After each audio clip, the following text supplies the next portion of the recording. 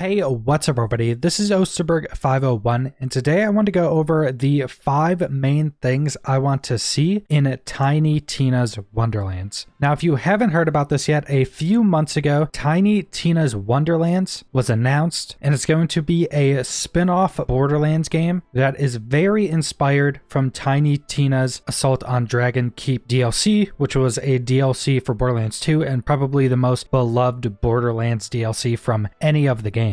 And this is going to be its own full game. It's not going to be some expansion of Borderlands 3 or any other Borderlands game. It's going to be a full game and a spin-off from the normal Borderlands games. And it's going to have a lot of very unique elements and a lot of firsts for the Borderlands franchise. And I will be comparing some of the stuff to Borderlands 3. And even though this is my opinion of stuff I would like to see in the game and the more direction I would like to see taken in this game, I do think a lot of this stuff are things that a lot of the community wanted with Borderlands 3. And at number 5, we have a better story than Borderlands 3. And this is going to be the only one that is focused on being compared to Borderlands 3 because this is overall the least liked part of Borderlands 3 across the entirety of the community, the entirety of reviews. The story of Borderlands 3 was overall considered to be the weakest part of the game, and there's a multitude of issues with how the story went in Borderlands 3, but I do think that this spin-off game has a much better chance to be an overall better story. I think it's a lot more unique of a setting. I think that the developers are able to be a lot more creative with the setting of this game, and this game is said to have been an idea and been in some way or another worked on for around a decade. So I think they probably have a much better outline of the story they want to tell in this game. They also have an all-star cast for the voice acting for the main characters in the game. So I think that will be a big help to telling a much better story. And at number 4, I have variety of aesthetics, environments, and playable areas. And this is something that I think Borderlands 3 did an amazing job at because you are going to these different planets that have such a different look and feel that I think that was very well done in Borderlands 3 and I think was quite a bit weaker in all of the other Borderlands games and probably one of the weakest points in Borderlands 1 and Borderlands 2 in my opinion, at least when talking about the base game before there was any DLCs added. And even though this is one of the major things I want in this game, I don't think they're going to have that much difficulty pulling this off and having a lot of variety in the playable areas and the environments just because of the setting they're going with. You're essentially going to be playing in a D&D campaign with Tiny Tina being the game master, with it being medieval, with it having magic and all these different things. I think it'll be much more easy with the rules they have set within this game to make it really varied and really interesting. And at number 3, we have more useful currencies to farm and more useful and varied things to spend those currencies on. And again, this is something a little bit more compared to Borderlands 3 because in Borderlands 3, the game started off with just money and iridium, and it didn't take you too long to farm up enough of each of those currencies to buy pretty much everything useful you could possibly buy with those currencies. And then there was really no reason to have either of those currencies in the game. There was never really anything else to spend those currencies on, and there was really no additional currencies added in as something additional to farm, work up towards, and have reasons to go do other specific activities. And I think Borderlands 3 was much weaker in this department than the other games, and I think it's a pretty big staple of RPG games in general and looter games to have different currencies to farm from different content, giving you a reason to go do that different content, and then having more useful and varied things to then spend those different currencies on. And this can add a much more varied and enjoyable farming and gameplay loop. And I hope this is one of the things that is better built in Tiny Tina's Wonderlands than it was in Borderlands 3. And at number 2, we have a large amount of customization. And it does seem like this is something that is being heavily pushed in this game. And by customization, I mean everything from character customization to statting to potential builds and variety in builds, to the cosmetics, and the way you can make your character look. And like I said, it does seem like this game is focusing on that because there will be multi-classing. Instead of just being a specific Vault Hunter, you'll be able to combine any of the classes in the game. Not sure how in-depth that will be, if you'll be able to combine a piece of every class or if it's just going to be combining two classes. It is more reminiscent of Dungeons and Dragons, but I'm not sure how in-depth that's going to go. But that will provide a lot of customization in terms of variety of builds and giving a lot of replayability and just trying out different builds, putting different classes together. You are also going to be able to create your character at the beginning of the game instead of choosing that already named, already created Vault Hunter, which will most likely also include a character creator, however in depth. And I'm also hoping this is going to allow them to add more different looks and cosmetics, because there's also going to be armor in the game that's equipable. So more like a normal RPG where you would have a set of armor you'd equip with different stats and defenses on them. And they are going with that in Tiny Tina's Wonderlands instead of mainly just having your look stay the same or be a slightly different color or slightly different helmet or something like that, and being able to fully customize your character with different cosmetics. There will most likely still be that color changing that's known in Borderlands, but I do hope it's much more expanded than it has been in the previous entries in the franchise. And then finally, at number 1, we have the thing that I personally care about most and that I want to see the most of in this game, and that is a much bigger emphasis on endgame. Now, with Tiny Tina's Wonderlands, it has specifically been described by developers and in the press description of the game to have repeatable endgame content, which, if I'm not mistaken, no other Borderlands game has ever had that as a marketing or advertisement point, that it has repeatable endgame content in the base version of the game. And this was my biggest gripe with Borderlands 3. I played Borderlands 3 for around a year and made videos most of that time on the game. And in that entire time, there was pretty much only 2 things that were really endgame content added to the game. And there was essentially no endgame content in the base version of Borderlands 3. There was no raids, there was no new additional content once you got max level, there was no single raid bosses like the other Borderlands had. Pretty much the only endgame stuff in that first year of Borderlands 3 was they ended up adding the 2 raids. The first one was good, I think the second one was not good. And then there was the Mayhem difficulties, which weren't that good in pretty much any iteration I played. It was remade multiple times and still wasn't very good. In any way, it was pretty much just difficulty increases that would increase or reduce damages dealt by you or enemies. And like I said, I think that was my biggest gripe with Borderlands 3, and I think in Borderlands 3, that type of content was weaker than the other Borderlands games in the franchise as well. And I think a game in the Borderlands franchise is ripe to be filled with a very expansive and varied endgame. I think it is the perfect style of game to design an expansive endgame around. You already have the pretty solid gameplay, especially with Borderlands 3. That was one of the strongest parts of the game, the strong gameplay. You already have the varied loot, especially with weapons, even though they're not always balanced very well. You definitely have the varied loot and variety of different weapons that actually change up how you play. You have the very satisfying looting in the game with killing a boss, all the loot explodes. You're looking for those god rolled items, and that is a big chunk of creating a good endgame. Borderlands 3 already has a lot of that gameplay designed very well in pretty much all of their entries, so just going a bit further past that and adding specific endgame content, more difficult fights, more long form raid style content, more dungeon style content, all of that type of stuff would fit very well into a Borderlands game, and even more so into Tiny Tina's Wonderlands, because you're going more with a RPG style design, going with armor. You don't have grenade mods anymore. That's going to be a spell slot. You're going to be adding in melee and bows for different weapon variety. You're going to have your full armor sets. You're going to have different classes that you can multi-class and combine together for more variety. I think it is kind of the perfect storm of a game and a franchise to build out an extensive endgame in. And besides the marketing of the game, specifically mentioning there being repeatable endgame content, I think there have been an additional hint that points to some possible stuff that we could be getting, because during a developer Q&A, it was mentioned that Tiny Tina, being the game master of the game, could essentially just change up the world, change up the rules, and change up essentially anything she wanted on the fly. And I'm not exactly sure if that was just talking about maybe the main campaign that they designed, that, you know, it would be a quest and it would be something that they designed in the quest to where she changes something up, but that's the only option as part of the main quest, or if they're going more for a roguelike system where they're designing Tiny Tina as this kind of game master in the world where she can change up difficulties while you're playing, maybe spawn in enemies kind of randomly, maybe change up stuff with how you're playing and add some randomization to it, which could definitely add some very interesting endgame content to the game, with adding this more roguelike system where they design essentially an AI to continuously change up and vary up the gameplay for you. So that's pretty much all I wanted to go over with the main things I hope to see in Tiny Tina's Wonderlands. Now, the game has been reaffirmed by Gearbox to be launching in early 2022, so most likely within the first couple months of next year. So I'd fully expect there to be some additional information or gameplay shown on the game within the next couple months, and I am extremely excited for this game to be released. I'm even more excited for this game than I was for Borderlands 3. So subscribe if you want to see more Tiny Tina's Wonderlands videos or any other videos. Leave a like if you liked the video. Leave a comment down below what you guys think about this game, what you guys think about the things I want to see in the game, and thanks for watching.